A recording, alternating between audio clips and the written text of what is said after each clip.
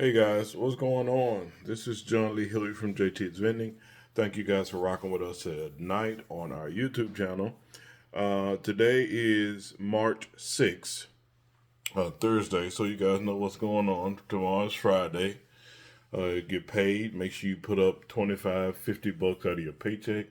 Move it over to savings because money speaks one simple language, and it says, if you save me now, I will save you much later. So make sure you save some money for when times get a little tough.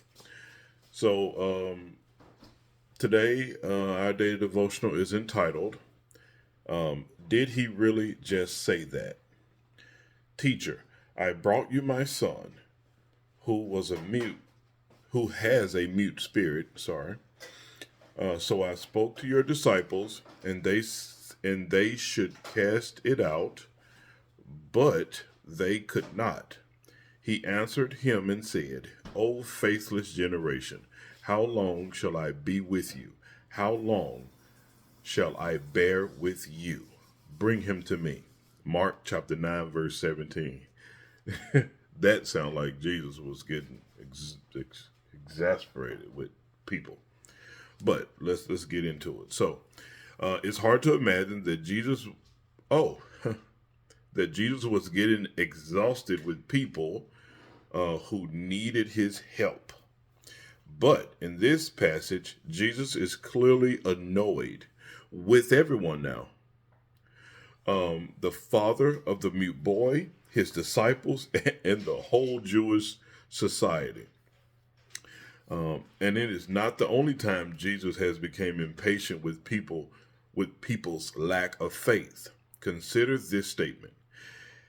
If that is how God clothed the grass of the field, how much more will he clothe you? You of little faith. Luke chapter 12, verse 28. And then, or ponder on this incident. Jesus appeared to the 11 as they were eating. He rebuked them for their lack of faith and their stubborn refusal to believe those who had seen him after he had risen. Mark chapter 16, verse 14.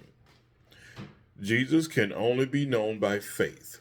Even back then, when standing in his physical presence, how are you responding to him today? In faith, or causing him to be amazed at your or my lack of faith? Mark chapter 6, verse 6. I pray, O God, as the father of this boy did, help me to overcome my unbelief. May God add a blessing to the hearers and the doers of his word. We're going through a tough time here in the Hilliard house. My son is not here, and we're working, to get things rectified. But the main thing that we try to stay focused on is our faith in God, knowing that He is our Creator, He's our Heavenly Father, and He has blessed us more than most. And He gets us through a lot of situations that we try to handle on our own, but we get so weak and so weary doing so that it feels like it's draining. But my first instinct now, I'm proud to say, is this: it's in God's hands. I trust in God. I'm leaving it to Him, and I get up, take care of my family, and do my daily tasks because that's what God calls me to do, to continue to provide for my family and do things that I know needs to be done, and also just trust in Him and have faith, knowing that me as a father, my wife, we hadn't done anything wrong, and we're doing our best to provide a better living space and living environment for my son.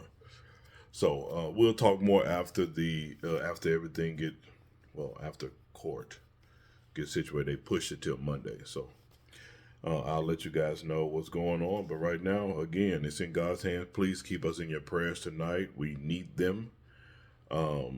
It's exhausting, and I talk to God every morning and every time before I go to bed, and I just tell Him I appreciate just being with me and my family in our time of need. Because one thing I truly stick to and I believe that God never put more on us than we can bear. So keep that in mind, guys. I love you guys. Please have a blessed night. Be safe. Continue to save some money. And give me, I guess, this week, after Friday, I'll have some more videos. I'll get a chance to edit and upload in the next few days. Excuse me, sorry. Talking about budgets and things like that we all need to focus on. So I love you guys. Have a blessed night. Au revoir. A bientôt. À la prochaine.